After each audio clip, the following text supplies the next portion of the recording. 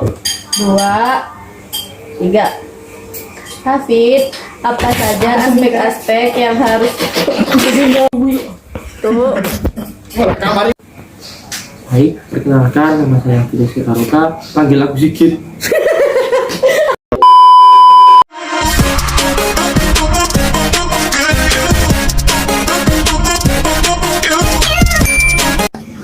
Baik, perkenalkan saya dari staf KM sebagai divisi dari divisi Koham. Dan nama saya Fides Karuta, mahasiswa LP BIPM angkatan 2021. Hafid, apa saja aspek-aspek yang harus dipenuhi dalam penyelenggarakan pendidikan inklusif?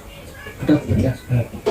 Itu ada aspek keadilan, di mana antar siswa itu mendapatkan pelayanan yang sama di dalam sistem yang sama, jadi agar tidak ada diskriminasi, sehingga adil bagi seluruh orang atau seluruh siswa yang mengikuti pendidikan di sekolah tersebut.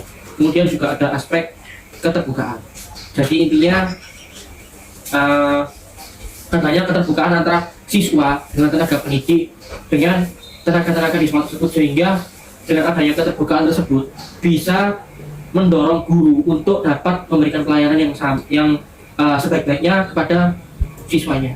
Kemudian juga ada aspek kesetaraan, di mana kesetaraan sendiri yaitu setara bagi semua orang, baik antara orang yang kaya, orang yang miskin, orang yang pandai ataupun kurang pandai dan lain-lain. Jadinya setara, tidak ada perbedaan ataupun unsur diskriminasi. Dan juga ada prinsip aspek relevansi, sehingga pendidikan inklusi juga harus relevan dengan kehidupan sehari-hari mereka, sehingga pendidikan inklusi tersebut bisa benar-benar bermanfaat. Lalu, bagaimana penataan posisi duduk yang tepat di kampus inklusi itu? Ya, posisi duduknya itu biasanya kalau disabilitasnya itu tidak boleh disabilitas sama disabilitas itu didudukkan bersebelahan. Kenapa?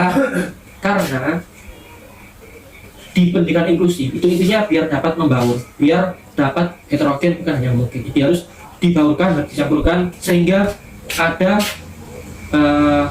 antara siswa itu dan siswa itu bisa membaur. Jadi mereka tidak benar-benar dikelompokkan.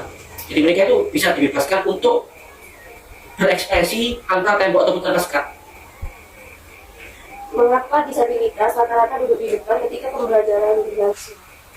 Duduk depan itu karena biasanya disabilitas itu biar mereka bisa lebih paham terkait apa yang diterangkan oleh guru atau pengajar. Seperti misalnya mengapa tunanetra duduk depan? Karena kan mereka nggak bisa lihat.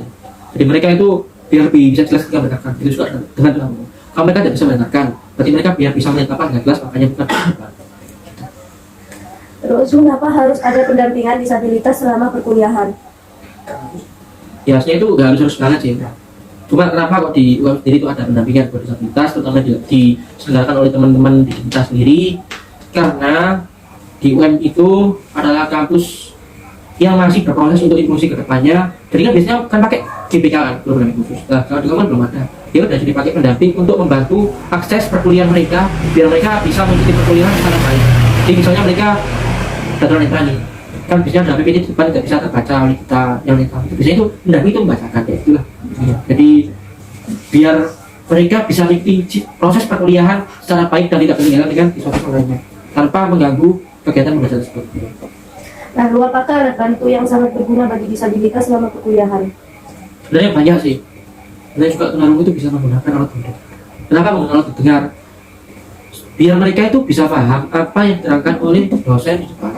Tidaknya ada yang pakai juga alat bantu yang tanam atau apa, itu fungsinya itu sangat baik sih buat membantu siswa-siswanya agar kan karakternya tunarungu kan tidak bisa mendengarkan. Jadi biasanya dibantu dengan alat bantu yang bisa membantu pendengaran mereka. Nah, menurut Hafid, bagaimana ketersediaan alat bantu di UM? Apakah sudah maksimal? Jika belum, bagaimana solusinya? Ini alat bantunya itu nggak ada nih. Jadi itu tergantung dari mahasiswa itu sendiri. Kalau misalnya mahasiswanya dirasa belum bantu untuk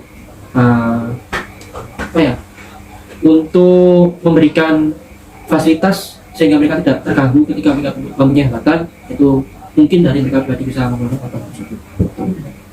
Bagaimana dampak pembelajaran yang bersifat kelompok yang diterapkan di UM?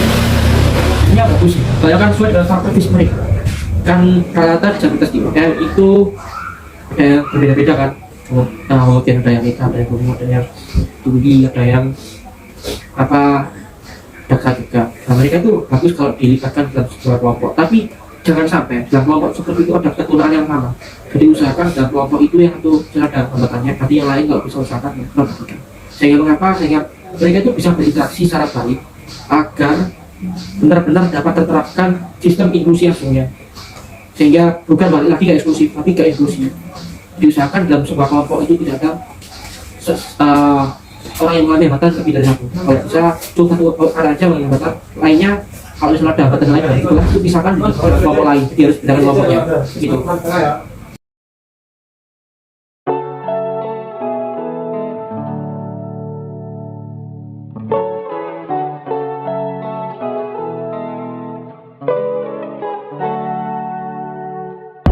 Apa saja aspek-aspek yang harus dipenuhi dalam penyelenggaraan ini? Ini tuh kok. Mau tahu deh? Tidak boleh. Pikir lo. Tidak boleh. Din, tuh. Habib, Apa? Habib, dengerin. Ya, apa saja aspek-aspek. Sakit